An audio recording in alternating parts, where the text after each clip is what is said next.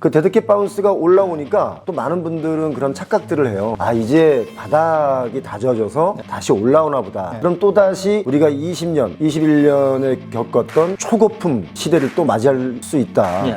최근에 간 곳 중에서 충격적인 곳은 어디 있어요? 뭐 청담동의 경우도요. 고가의 경쟁을 해서 그 땅을 샀는데 결국 PF가 이루어지지 않아서 땅을 다시 공매로 넘어가게 되는. 강남의 땅값도 그들이 띄워놨는데 그들이 떨어뜨리고 있다.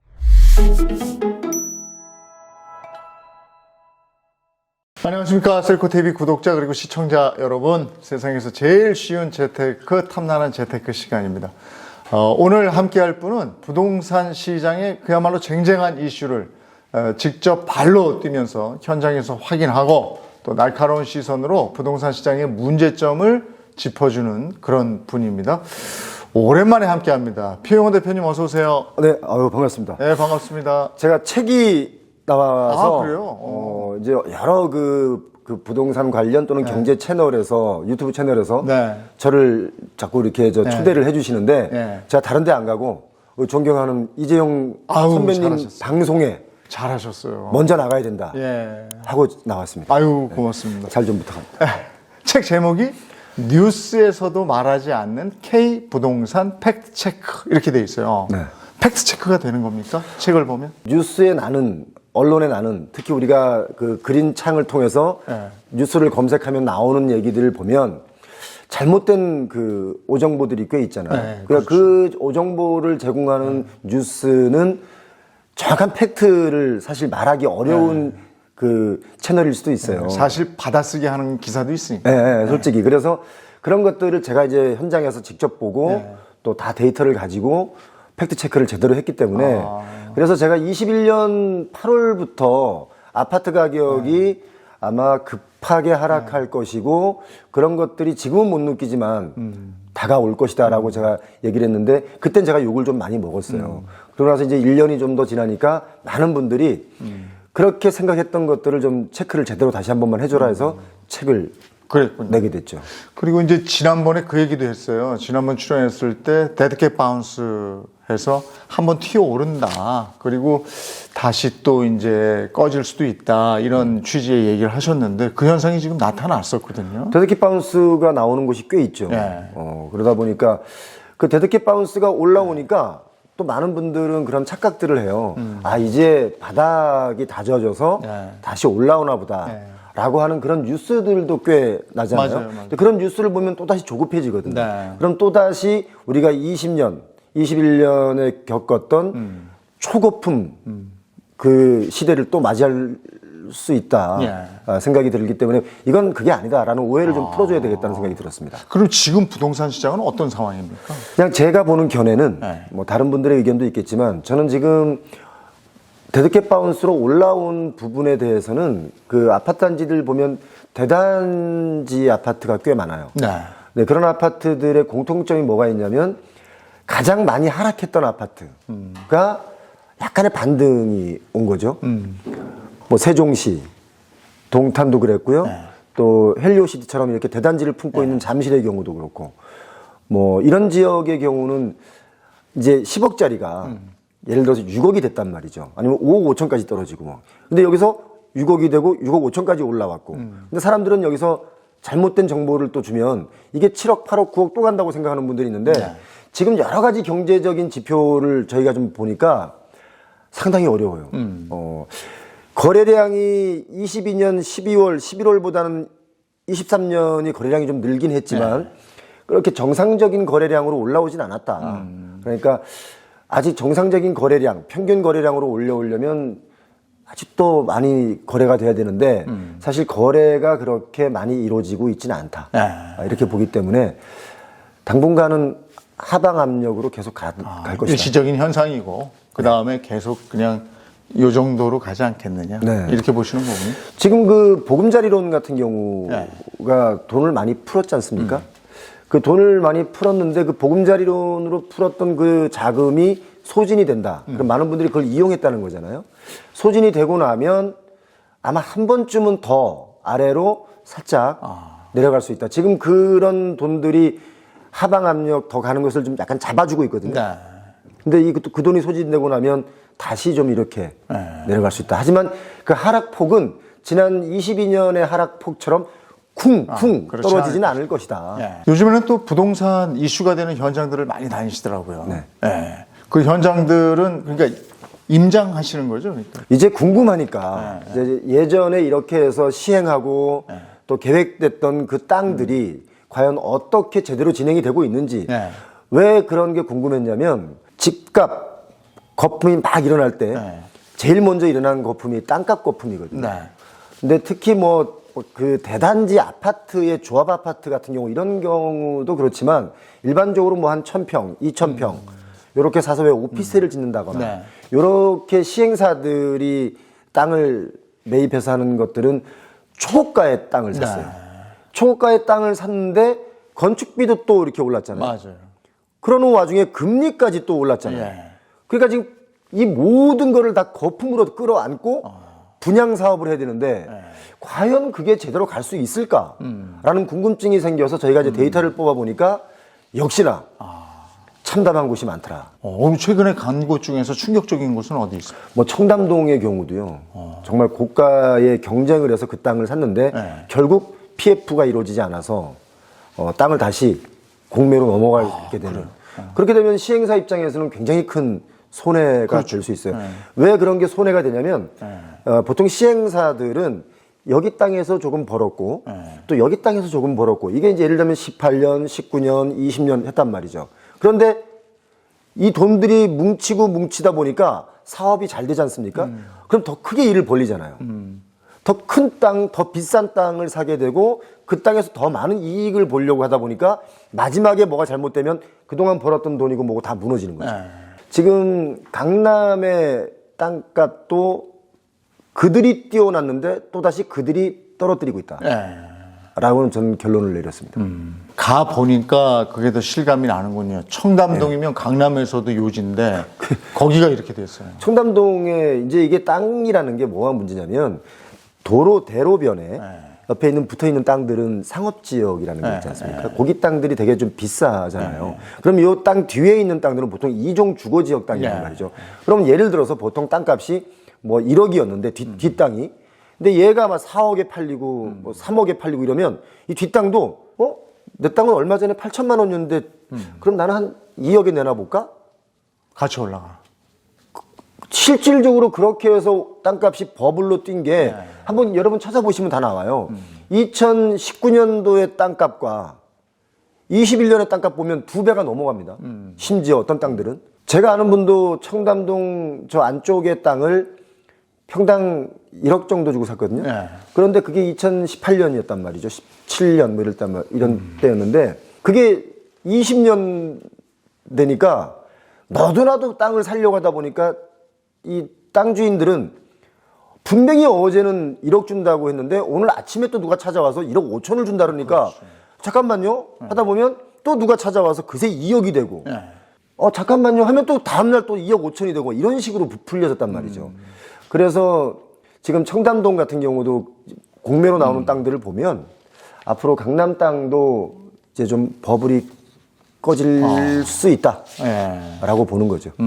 근데 이제 이렇게 그 땅 샀다가 시행사들이 다 소위 얘기해서 자빠져 버리면 PF 일으켰던 그 조그만 금융사에서들 빌렸잖아요. 제3금융권 뭐 이런 데서 빌렸는데 거기도 부실 생기는 거 아니에요? 지금 그렇게 해서 강남에 가다 보면 펜스만 쳐놓고 공사가 진행이 안 되는 곳이 상당수가 있죠. 그럼 두 가지입니다. 브릿지론을 받아서 땅을 사지 않습니까? 브릿지론이라는 게 뭐냐면, 제가 어떤 땅을 사려고 그러는데 땅값이 1,000억이란 말이에요. 예를 들어서 제가 1,000억이 없잖아요. 그럼 이 땅을 사는데 필요한 돈을 빌려요. 이 땅을 사는데 필요한 돈은 PF로 하는 게 아니고, PF는 이제 공사 들어갈 때 본공사비, 땅값, 여기서 PF가 일어나는 건데, 그 중간에 브릿지, 다리 역할 한다 해서 브릿지론을 해서 땅값 치르고, 그리고 이제 우리 운영비. 이 일을 진행하려면 직원들도 있으면 운영비가 필요하잖아요. 뭐 사무실 운영비도 있고. 그런 운영비까지 해서 이제 브릿지론을 받는데 이게 보통 연장을 하거든요. 계획이 늘어지면 늘어지고 지연되면 지연될수록 연장을 하는데 보통 짧게는 3개월 또는 6개월에서 1년 정도 연장을 해요. 근데 금리가 이게 폭등하다 보니까 연장을 안 해주는 거예요. 상환해라. 상환을 하려면 어디선가 또 다시 1,000억이 넘는 돈을 빌려서 상환해야 될 거 아니겠습니까? 예. 안 빌려주는 거죠. 그래서 브릿지론부터 막혀가지고 공사가 중단되는 땅들. 그래서 본인들은 아마 정말 최선을 다해서 그걸 어려움을 타게 하려고 애를 쓰지만 금융권 자체가 또 워낙 지금 어렵기 때문에 본인들 어려워가면서까지 대출을 그렇게 해주진 않죠. 네. 그러다 보니까 그런 땅들이 나오는 겁니다. 청담동 아까 예를 들어주셨는데 또 다른 것도 있습니까? 방배동에도 아. 방배동에도 큰 골프장 그 연습장 부지가 있는데 네. 거기도 입지가 너무 좋은 게요. 네. 사당역에서 내려서 걸어서 2분 거리예요. 걸어서 2분 거리인데 저는 그 사업장이 제가 봤을 때도 야 여기 땅이 너무 좋다라는 생각을 했는데 이제 누군가가 또 그렇게 이제 땅을 매입해서 주거용 부동산을 지으려고 했는데 그게 또 역시 마찬가지로 PF나 이런 것들이 잘 진행이 안 되니까 금융권에서 막혀버리니까 계속 이자가 나가다 보면 어떻게 돼요? 무너지잖아요. 그렇죠. 그러니까 이제 이걸 다시 은행권에서 뺏어서 공매로 내놓는. 자기들 돈은 챙겨야 되니까. 아마 그거를 제가 어제 그저께인가 뉴스에서 보니까 H건설, 대형 건설사에서 또 그걸 아주 또 나름 싼 가격에 그게 계속 뭐 몇 번에 걸쳐서 유찰됐다고 그러더라고요. 제가 기억하기로는 2번인가 3번인가 아무튼 유찰됐는데요. 그런 땅들이 대형 건설사 손에 들어가면 뭐 우리 옛날에 그 가문 때 남의 땅 사지 말라는 말 최 씨 부부의 교훈 있잖아요.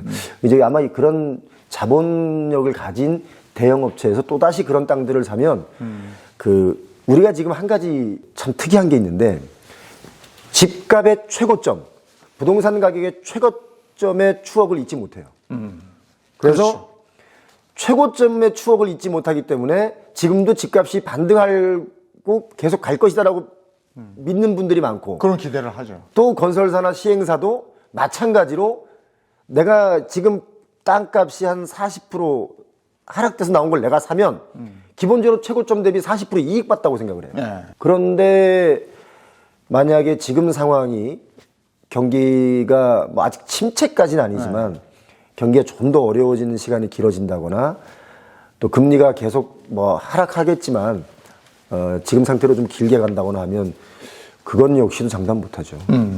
근데 저 어떤 사람들은 또 그 얘기 하더라고요. 그게 싸게 나와서 또 대기업들이 사는 것 좀 마음은 안 들지만 그래도 외국 쪽으로 넘어가는 것보단 그게 나은 거 아니냐. 그렇죠. 뭐 중국 자본들이나 들어와서 땅을 사면 괜히 청담동이 중국 땅 되면 안 되지 않습니까? 그러니까 그런 걸로 따지거나 그러면 당연히 우리 국내 기업이나 국내 자본으로 사는 게 맞죠. 그 점에 대해서 한남동 쪽에서도 또 아주 유망한 땅이 그렇다. 근데 그 얘기 들으면 충격받으실 게 뭐냐면 한남동에서도 가장 좋은 위치가 그 에치 호텔 산에서 강 보이고 산 보이고. 예. 그 호텔 주차장 부지에서도 역시 주택 사업을 하려고 하다가 그 주차장 저도 아는데 그게 그 호텔 게 아니었어요? 그 호텔 전체 거죠. 아 근데 나눠서 파는 거예요? 나눠서 팔 수도 있는 거죠. 그럼요. 아 그래서 그게 나왔어요. 네, 뭐꼭 통으로 다 팔아야 한다는 그 개념부터 바꿔야 되는 거예요. 근데 지금 제가 말씀드린 그 땅들은 되게 요지의 땅들이에요. 거기 좋은 땅인데. 사실 그 자본이 있는 사람들이라면 누구나 그 땅을 갖고 싶어 하고 그렇죠. 거기다 뭔가 나의 건축물을 세우고 싶어 한단 말이죠. 그럼요. 근데 그런 땅인데 그런 땅임에도 불구하고 공매로 나왔다, 뭐 경매로 나왔다 그러면 정말 우리 부동산 시장이 지금 심각해졌다라고 인지하는 게 맞습니다. 근데 이것도 유찰됐다는 거 아니에요? 유찰됐죠. 이제 그것도 아마 이제 다른 또 자본가에 의해서 또 손바뀜이 이루어지겠죠.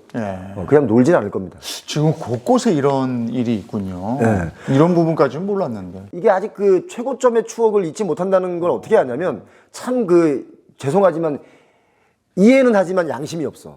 왜? 내가 살 때 땅을 500억 주고 샀는데 그래서 PF도 안 되고 분양도 힘들까봐 뭐가 진행이 안 되는데 이 땅을 600억에 내놓으면 누가 사겠어요. 근데 그 이해하죠. 그동안 붙은 금융 비용이나 이런 것들이 있으니까 고가로 또 내놓는 건데 그래서는 팔기 어렵다. 서울 곳곳에 요지에 공매가 진행되고 막 이러면 진짜로 지금 돈 많이 가지고 있는 기업들 이런 데서는 그냥 죽죽 팔려고 하겠어요. 그렇기 때문에 더 큰 폭락은 없다라고 보는 게 하락은 좀 더 하겠지만 뭐 우리가 지난번에 늘 말하는 것처럼 폭락이다. 뭐 이거까지는 아닐 수 있다. 왜냐하면 자본가들이 꽤 많습니다. 생각보다. 그렇죠. 근데 지금 강남에 있는 주로 이제 청담동 그쪽으로 명품 브랜드 샵들 쫙 모여 있잖아요. 근데 이런 명품 브랜드 샵들도 딴 데로 이동하고 있다는 얘기도 들었어요. 그 예전에 이제 그 청담동 명품 거리 있지 않습니까? 갤러리아 백화점부터 저쪽 넘어가는 그 과정. 거기 있던 명품 샵들, 세계적인 브랜드 샵들이 이제 청담동, 강남을 벗어나고 있어요. 탈강남화하고 있는 이유. 그건 왜 그런 거죠? 이제 솔직히 수익이 안 나요. 뭐 정말 히트를 치고 대박난 그런 명품 브랜드들은 워낙 고가니까 그래서 자꾸 값을 올리지 않습니까? 올려도 또 명품을 좋아하는 사람들은 줄 서서 오픈런 하지 않습니까? 그러다 보니까 그런 걸로 유지가 되고 있는데 그렇게 해서 계속 끝없이 올라갈 수는 없으니까 이제 그 여러 가지 임대료나 땅값이 워낙에 비싸지, 거의. 너무 비싸니까 차라리 그 인근 어디로 성수동 쪽으로 많이 옮겨갑니다. 요즘에 성수동 갔더니 맛집도 더 많이 늘어났고 맞아요. 강남에 예전에는 그 정말 뭐 맛집 그 아주 몇 명만 그 저녁을 먹을 수 있는 그런 공간들 있지 않습니까? 그런 공간들이 청담동이나 압구정동이나 이런 데서 좀 없어져 가고 성수동 쪽으로 그리고 용산 쪽으로 이렇게 옮겨가는 과정들을 제가 봤기 때문에 이제 부동산도 그렇게 새로운 부가 탄생되는 지역들이 또 있을 수 있다. 근데 그건 역시 이제 부동산을 자꾸 개발하는 사람들이 만들어내는 그 효과라고 보거든요. 그렇죠. 꼭 강남만이 답은 아니다, 지금. 물론 뭐 영원히 또 강남은 답이 아니다라고 말할 수는 없겠지만 지금 현재는 그렇습니다.